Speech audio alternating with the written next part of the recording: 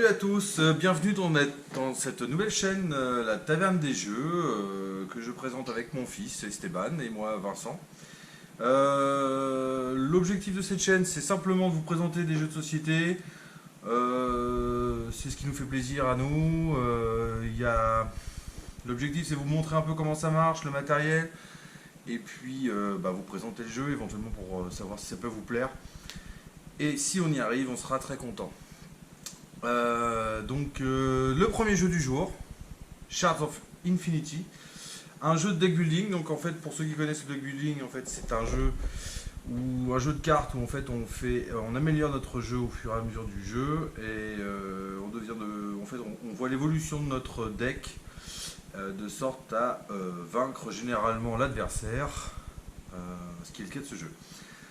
Ce jeu aujourd'hui, c'est pour 10 ans et plus, 2 à 4 joueurs, puisqu'en effet c'est rare, mais ce deck building là on peut jouer aussi en équipe ou en coopératif, voire en compétitif. Il dure en moyenne 30 minutes, il est édité par Yellow, et il est sorti cette année.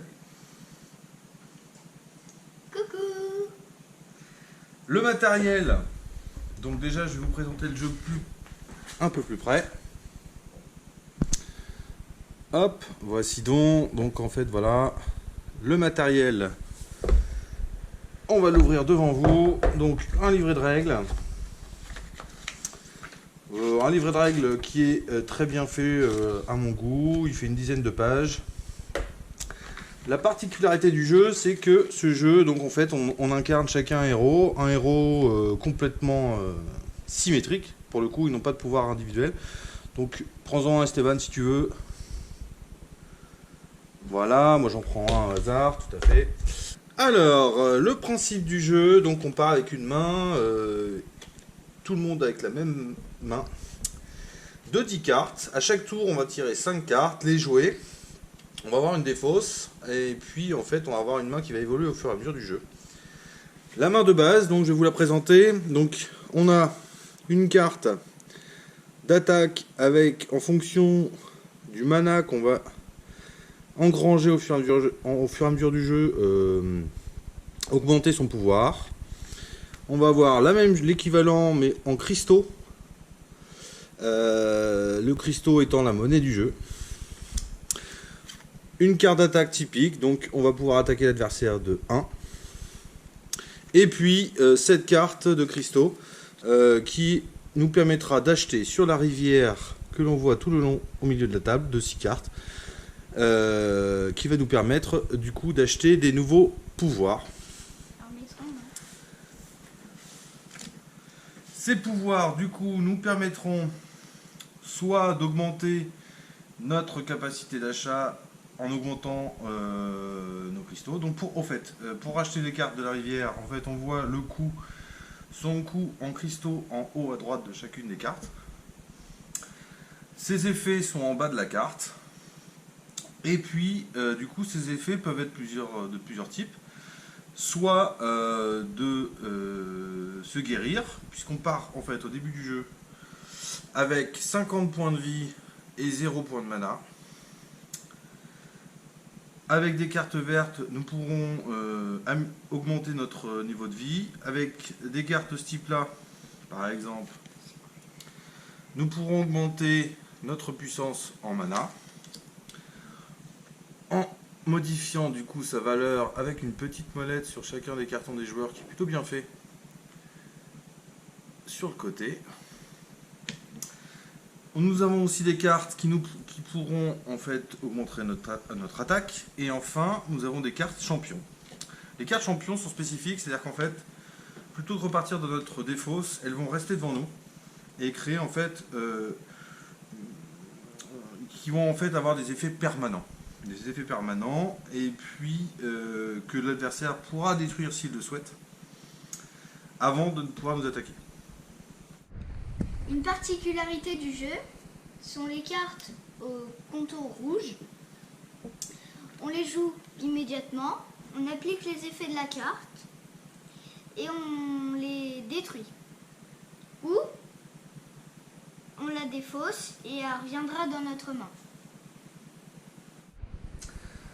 Une spécificité du jeu aussi, c'est l'attaque. Donc si l'adversaire, admettons, a 10 points d'attaque, il peut prendre la décision de soit attaquer directement le héros. Dans ce cas-là, les 10 points d'attaque seront absorbés en points de vie avec la petite molette qui est ici,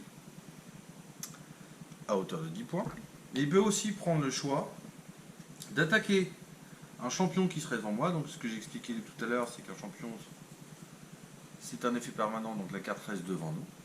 Dans ce cas-là, il dépenserait 5 points d'attaque pour détruire mon champion et l'envoyer dans ma défausse.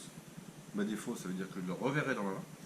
Et les 5 points restants, directement sur le héros. Le cas particulier, c'est que si, dans le jeu,